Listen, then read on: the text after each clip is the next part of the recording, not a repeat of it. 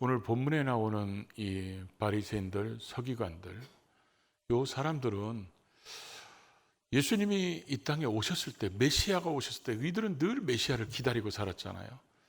그랬을 때 모든 사람들이 다 랍비라고 부르고 선생님이라고 부르고 가르침을 받으러 쫓아오고 어디든지 잔치자리에 앉으면 상석에 앉고 모든 사람들이 가서 문안하는 신앙인으로서 아주 존경하는, 당시에 모든 사람들이 보더라도 아주 굉장히 좋은 신앙인들이기 때문에 메시아가 오시면 이들이야말로 가장 신앙생활 잘했다고 칭찬받을 사람이고 가장 크게 높여줄 사람들인데, 정말 의외로 주님께서는 이들에게 화 있을진저 이 외식하는 서기관과 바리새인들이여 그러면서 7번이나 연속해서 저주의 말씀을 하셨다는 것입니다.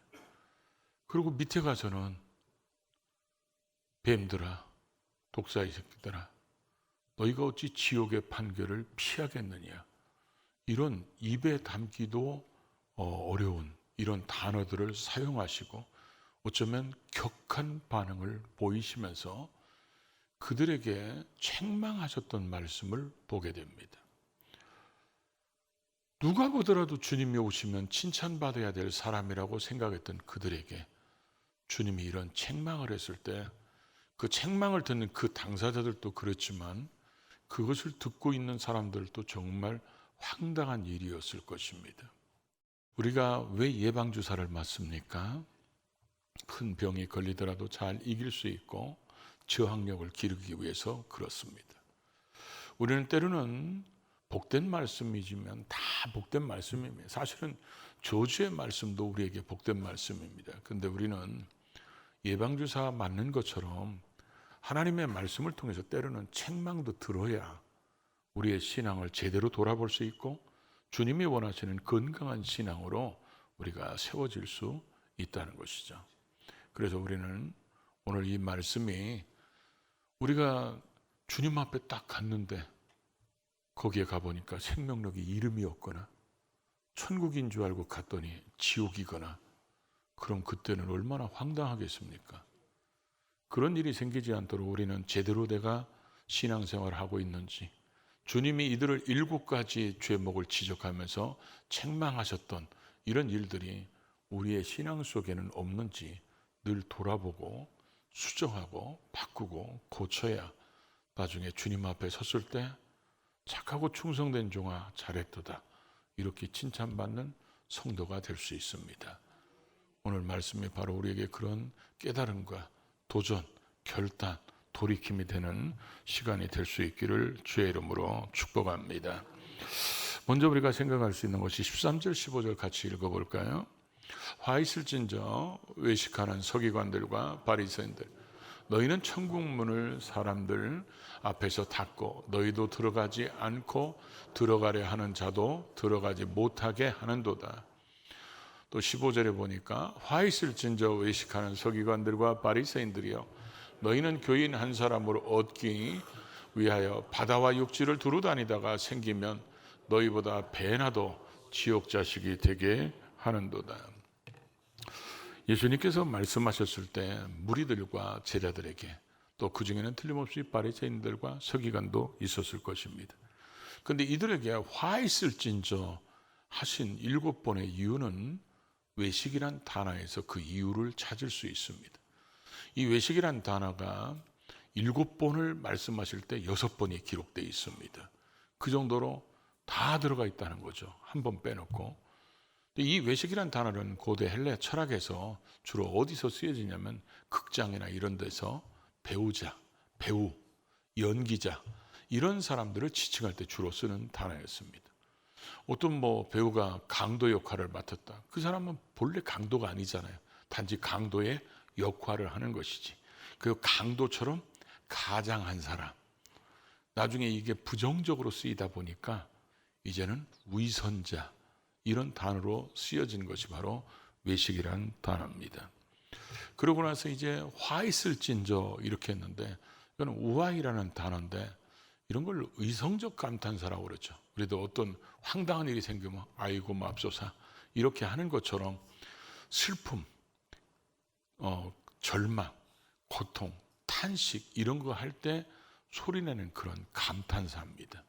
근데 이 감탄사는 구약에도 많이 썼는데 예수님께서 이런 절망 탄식의 감탄사를 7번이나 쓰면서 그들의 외식에 대해서 책망하고 있는 모습을 보여주고 있습니다. 그래서 그들이 먼저 너희는 천국문을 사람들 앞에서 닫고 너희도 들어가지도 않고 들어가려고 하는 사람들도 들어가지 못하게 한다. 이렇게 말씀하고 있어요. 이 말씀은 이렇게 이해하면 좋을 것 같아요. 모세는 하나님의 말씀을 받아서 백성들에게 전달했습니다. 이렇게 살아야 됩니다.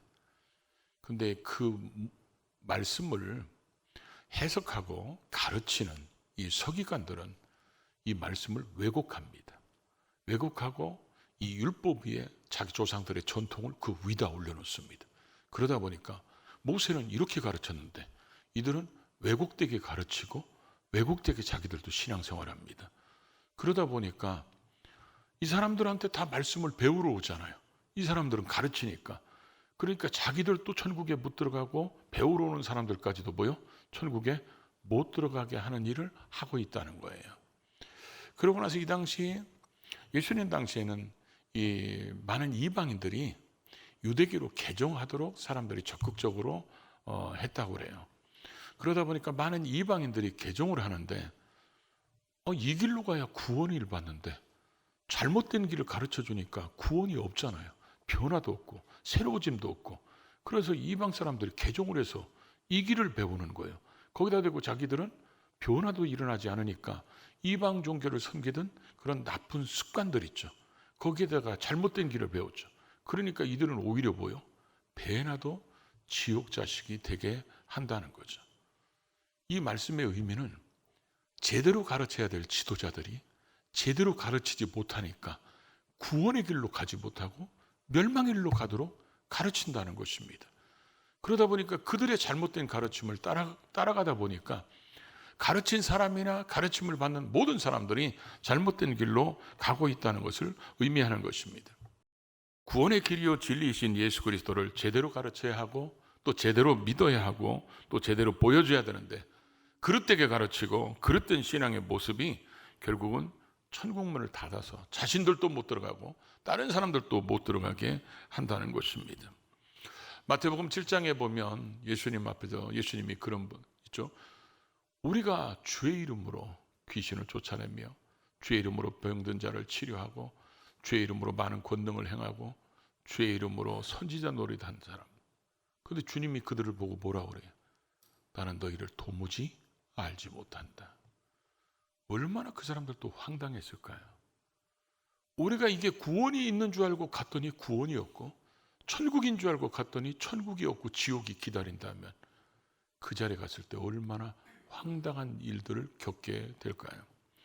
우리 주변에도 그런 사람들 많이 보잖아요. 사이비 이단들 이런 거 쫓아가는 사람들 거기에 구원이 길 있는 줄 알고 그게 천국인 줄 알고 그 사람이 하나님인 줄 알고 그 사람이 보혜사 성령인 줄 알고 그 사람이 메시아인 줄 알고 평생을 쫓아다니면서 자기의 모든 걸 다 드리면서 쫓아갔는데 나중에 보니까 천국인 줄 알고 갔더니 그게 지옥이었고 구원이 있는 줄 알았더니 그게 멸망이었다면 얼마나 황당하겠습니까? 가르치는 사람들도 제대로 가르쳐야 되지만 배우는 사람들도 제대로 배워야 한다는 것입니다. 그래서 여러분, 제가 예를 들어서 여러분들에게 어느 날 갑자기 여러분 나를 믿어야 구원받습니다. 그러면 여러분 그날부터 교회 나오면 안 됩니다. 다른 교회로 가야지. 그렇죠? 그럼 분명히 잘못된 가르침이잖아요. 잘못된 가르침이 올바르다고 따라가면 안 되잖아요.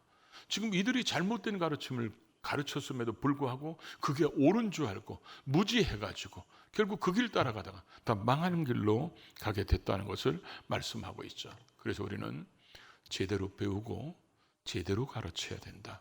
그렇지 않으면 황당한 일을 겪게 될 수도 있다는 거죠. 두 번째로는 16절에 보니까 화 있을진저 눈먼 인도자여 너희가 말하되 누구든지 성전으로 맹세하면 아무 일 없거니와 성전의 금으로 맹세하면 지킬지라 하는도다. 여기에는 유일하게 외식이란 단어가 빠졌어요. 그러면서 눈먼 인도자라고 표현하고 있습니다. 여기서 눈멀다는 것은 이렇게 선천적으로 눈이 멀은 그런 상태, 맹인된 상태를 얘기하는 게 아니고 앞으로 나가야 되는데 앞에 막 연기가 가득 차가지고 앞이 안 보여. 그럼 앞이 안 보이는 내가 다른 사람들을 안 보이는 길로 인도할 수 없잖아요. 만약에 그렇게 되면 맹인이 맹인을 인도해서, 그렇죠? 소경이 소경을 인도해서 구덩이에 빠지게 되는 그 말씀을 지금 하는 거예요. 그래서 16절부터 22절까지 보면 눈먼 인도자, 맹인, 눈먼 자 이렇게 세 번씩이나 반복해서 주님이 강조하고 있는 모습을 보여주고 있습니다. 잘못된 인도자들이 왜 그들이 눈먼 인도자라고 표현하느냐? 그들은 눈이 본래 안 보이는 사람들이 아니라 지금 그들이 가지고 있는 눈으로 보는데 그들 눈앞에 연기 같은 것이 쫙 꼈다는 거예요. 그게 뭐냐? 성경의 가치관보다 자기들이 추구하는 물질적인 가치관이 그 위에 있기 때문에 이렇게 보니까 결국은 안 보이는 거예요, 앞에. 그러니까 영적으로 전혀 눈이 떠져 있지 못한 지도자들이 사람들을 인도하니까 그렇게 됐다는 겁니다. 그래서 그들을 지금 눈먼 인도자라고 이와 같이 표현하고 있는데, 여러분 우리가 사복음서를 쭉 읽다 보면 예수님께서 성전 정화할 때도 보십시오. 성전 정화할 때 왜 사람들이 그 성전세를 내기 위해서 환전하러 오는 것을 왜 성전 안에서 하게 했을까요? 그리고 외부에서 오는 재물들은 다 되짜놓고 성전 안에서 파는 짐승들만 제물로 합격했다고 받아서 그것을 제물로 드리게 했을까요? 그것은 제사장들과 장사하는 사람들이 결탁해가지고 결국 그 제사장들 지도자들이 돈에 눈이 멀었기 때문에 그렇습니다. 돈이 눈이 멀으니까 베는 게 돈밖에 안 보이는 거예요. 돈의 가치관이 최우선에 놓고 나니까 영적인 눈이 제대로 뜰 수가 없다는 거죠. 오늘 우리도 마찬가지 아닙니까? 저나 여러분들이 하나님 말씀보다 돈을 소중히 여기면서 하나님 앞에 성경적 가치관보다 물질적 가치관이 그 위에다 놓고 살으면 우리가 영적인 눈이 떠지겠습니까? 당연히 영적인 눈이 가려져서 어리석게 살 수밖에 없기 때문에 지금 이들이 왜 주님 앞에 그렇게 책망을 받습니까? 바로 그들이 그런 모습으로 살았기 때문에 그렇습니다. 그러면서 23절에 가보니까 이제 너희는 박하와 회양과 근처의 11조는 들이되 더 중한 바 정의와 긍휼과 믿음은 버렸도다. 지금 이 박하라는 것은 일종의 향신료 같은 거고 회양이라는 것도 미나렛과에 속한 양념의 향료 이렇게 돼 있더라고요. 근체도 뭐 미나렛과에 속한 양념이나 약용재를 써주는데 박하나 회양이나 근체가 이거 11조 드려야 된다. 성경에 없다는 겁니다. 성경에 없는 것까지도 11조를 띄는 이 사람들이 열심이야말로 대단한 거죠. 그러니까 주님이 이들의 열심을 지금 책망한 게 아니라 더 중요한 것을 하나님이 주신 말씀의 그 율법의 근본 정신을 잃어버렸기 때문에 가치관을 바꿔놨기 때문에 지금 책망한 거거든요. 성경에 그거 해라 하지도 안 했는데 자기들이 하는 거예요. 그럼 여러분 생각해 보십시오. 다른 분들은 어떻게 생각하겠어요? 11조 이거 해라 했는데 그거 말고도 다른 것도 다 11조 하니까 다른 사람들이 볼 때는 야 우리는 못해 저것도 못 따라간다. 저렇게 하는 사람들이 어디 있어. 저 사람들이야말로 대단한 신앙이지. 이렇게 여길 수 있는 신앙의 모습이었다는 것이죠. 결국 이 사람들이 더 중요한 하나님이 이런 말씀을 주신 근본적인 목적, 의의를 잊어버렸어요. 그게 뭐냐? 정의라는 겁니다. 사람과 사람 사이에 살아가면서 정직하고 진실하게 살아서 다른 사람에게 해로움을 주지 않도록 그렇게 살아가는 정의가 살아있어야 되고 긍휼이 살아있어야 된다는 것입니다. 긍휼은 다른 사람을 고통당하는 자, 어려운 자, 불쌍한 사람들을 도우려고 하는 그런 자비의 마음, 호의 이런 것들을 긍휼이라고 그러잖아요. 그리고 믿음이라는 게 뭡니까? 하나님과의 관계 속에서 신앙인들이 가장 중요한 게 믿음인데 하나님과의 관계에서 믿음도 잊어버리고 사람과의 관계에서 베풀어야 될 긍휼도 잊어버리고 사람과의 관계 속에서 정직하고 진실하게 살아야 되는 정의도 잃어버린 상태에서 하나님이 하지 말라고 얘기도 않은 것까지 11조 하면서 자기들은 신앙생활 잘하고 있다고 자랑하고 있으니까 우리도 가끔 그런 분들 있잖아요. 새벽 예배 자기는 태어나서 한 번도 안 빠졌다고. 그래서 새벽 예배 빠진 사람들 보면 사람으로 안 보는 분들. 여기는 안 계시네요. 아멘을 안 하는 거 보니까. 어? 우리도 하나님 앞에서 잘못된 열심은 없는지, 내가 하나님 앞에서 올바른 신앙생활을 하고 있는지, 하나님이 내게 이런 걸 주셨다면 부족한 자, 없는 사람들에게 돌볼 줄 알아야 되는데, 옆에 사람들은 굶어 죽는데 나만 하나님 앞에 가서 열심히 섬기면 된다. 우리는 계명을 하나님이 사랑이라고 요약했잖아요. 하나님 사랑, 이웃 사랑. 그 사랑을 베풀면서 살고 하나님을 사랑하면서 살아야 하나님이 주신 그 말씀의 근본 의의를 이루는 삶을 사는데, 지금 이들은 엉뚱한 것에 열심을 댔지 하나님 앞에서는 올바로 살지 못했다는 것입니다. 주님이 이런 사람들 때문에 비유를 들은 게 있죠. 강도 만난 이웃은 누구인가? 그렇죠? 제사장 그냥 지나가잖아요. 레위인도 그냥 지나가잖아요. 당연히 그들이 말씀대로 살으면 그들이 누구보다도 앞장서서 도와줘야 할 사람들이 말씀을 지킨다고 그러고, 그러면서 말씀에 없는 것까지도 자기들이 지킨다고 하는 그 사람들이 정작 도와줘야 할 사람이 있을 때는 다 외면하는 그런 모습들, 그게 주님이 보시면서 책망하셨던 그런 내용이라는 거죠. 또 하나, 우리는 겉과 속이 다른 신앙인인 이런 신앙생활하면 결국 우리도 주님이 이렇게 책망하는 황당한 일을 당하게 된다는 거죠. 이 당시 유대인들은 경건한 생활하면 세 가지가 꼭 들어가 있어야 돼요. 기도, 구제, 금식. 그런데 예수님이 이들에 대해서 책망할 때 그들의 기도가 어땠습니까? 얼마나 그들이 위선적인 기도를 하고 사람에게 보이려고 하는 기도를 했으면 너희는 골방에 가서 기도하라고 그랬을까요? 이들은 기도할 때가 되면 사람들이 지나다니는 골목옥이나 이런 데 가가지고 큰 소리로 기도합니다. 마치 기도의 대가인 것처럼. 금식할 때는 기름 바르면서 금식하는지 모르게 하나님만 보시게 해야 되는데, 사람에게 보이려고 깨제제 해가지고 보면 누가 보면 이거 저 사람 금식하네 이렇게 보일 정도로 모두 다 사람에게 보이려고, 구제할 때는 오른손이 하는 거 왼손이 모르게 해야 되는데 이 사람들은 다 보여. 시장에서 나팔 부르면서 내가 지금부터 구제하겠다. 전부 다 사람에게 보이려고 하는 그런 모습이었다는 것입니다. 그러니까 겉으로 볼 때는 얼마나 거룩하고 겉으로 볼 때는 얼마나 하나님 앞에 올바른 신앙인처럼 보이지만, 사람은 그 사람들의 속을 알지 못하지만 주님은 다 그 사람들의 속을 아니까 그렇게 겉모습은 굉장히 깨끗하고 화려하고 거룩한 신앙생활하는 것 같지만 그들 속에는 탐욕과 방탕이 가득 차 있다는 것입니다. 그러다 보니까 이들의 신앙의 모습은 겉으로 볼 때는 너무 멋있는 신앙생활 같으니까 주님이 이들의 신앙을 뭐라고 그랬어요? 회칠한 무덤이라고 그랬어요. 회칠한 무덤은 무덤 위에다가 횟가루를 뿌려가지고 이 횟가루가 나중에 굳으니까요 하얘요 무덤이. 그리고 거기다 햇빛이 비치면요 얼마나 이쁜지 몰라요. 근데 그 속에는 썩은 시체가 가득 있죠.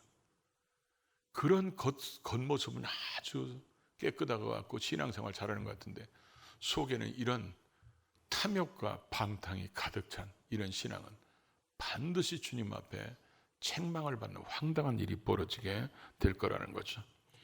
그러고 나서는 주님께서 또 하나 말씀하신 게 뭡니까? 29절에서 31절 같이 읽어볼까요? 화 있을진저 외식하는 서기관들과 바리새인들이여, 너희는 선지자들의 무덤을 만들고 의인들의 비석을 꾸미며 이르되, 만일 우리가 조상 때에 있었더라면 우리는 그들의 선지자의 피를 흘렸는데 참여하지 아니하였으리라 하니, 그러면 너희가 선지자를 죽인 자의 자손임을 스스로 증명함이라. 이 말씀의 의미는요, 하나님께서 선지자를 보냈어요. 그랬더니 이 선지자를 통해서 주시는 하나님의 말씀을 듣지 않고 이 사람을 죽여버린 거예요. 그래서 의로운 자의 피를 흘리게 하며 하나님이 보낸 선지자를 죽인 거예요. 그의 후손들이 그런 선지자를 기억하면서 무덤을 만들어주고 비석을 세우면서 지금 이들이 이렇게 얘기합니다. 만일 우리가 하나님이 그 선지자를 보냈을 때 그때 우리가 거기 있었으면 우리는 이 선지자 절대 죽이지 않았을 거다. 이 말의 의미가 뭡니까? 자기 조상들보다 자기들이 신앙생활을 훨씬 잘하고 있다는, 자기 신앙 우월주의에 빠졌어요. 자기 신앙 우월주의에 빠지면 제가 목회해 본 경험에 의하면 가장 목사가 힘들어하는 사람이 바로 그런 사람입니다. 이런 사람들은 권면을 듣지 않습니다. 이런 사람들은 제가 가끔 이런 얘기하죠. 우리는 사복음서의 말씀을 믿어야 되는데 자기 나름대로 오복음서를 만들어요. 그걸 무슨 복음이라고요? 지가 복음이에요. 지가 만들어서. 지가 복음 1장 1절이 뭐라고 그랬어요? 나의 뜻은 곧 주의 뜻이다. 주의 뜻보다 자기 뜻이 위에 있어요. 이런 신앙 우월주의에 빠지면 다른 사람 말 들리지 않습니다. 창피하지만 저도 한때 그런 때가 있었거든요. 제가 막 은혜 받았을 때 누가 얘기하면 들리지를 않아요. 나처럼 하나님 체험한 사람이 있으면 나와봐. 나처럼 은사 받은 사람이 있으면 나와봐. 나처럼 성경 많이 읽은 사람이 있으면 나와봐. 그런 교만한 마음이 싹 터서요.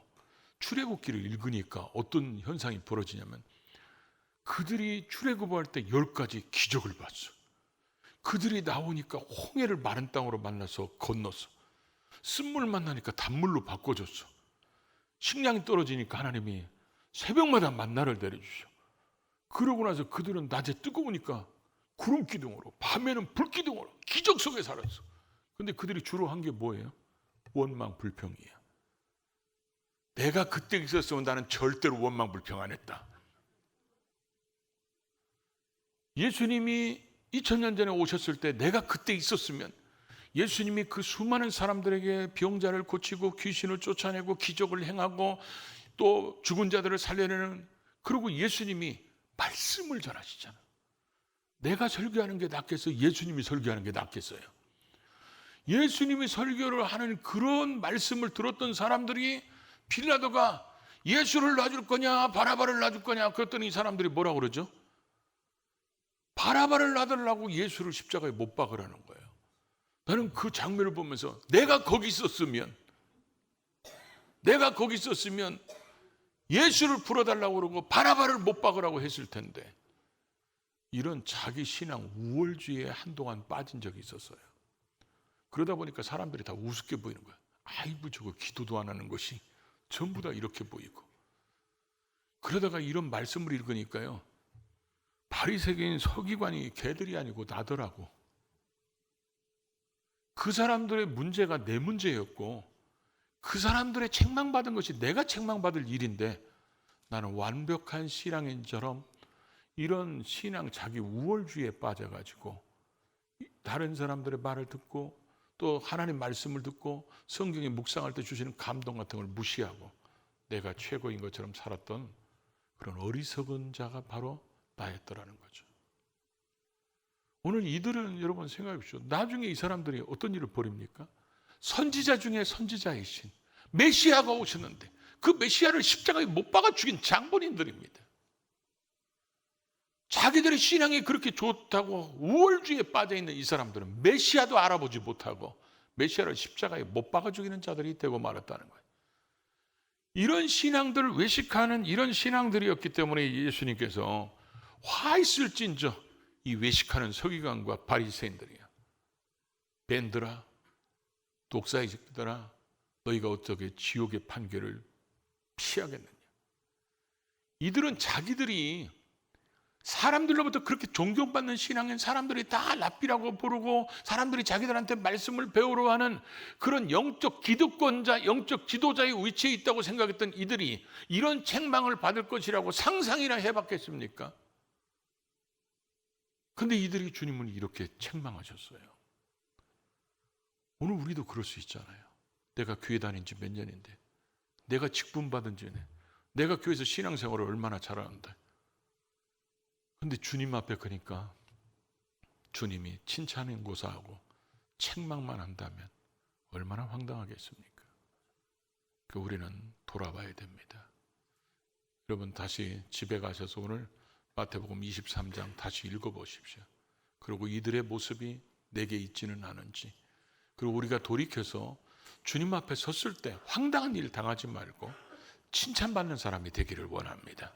그래서 주님이 달려나오셔서 안아주시면서 착하고 충성된 종아 잘했다 이렇게 인정해주는 그런 신앙생활하는 우리 모두가 될 수 있기를 주의 이름으로 축복합니다.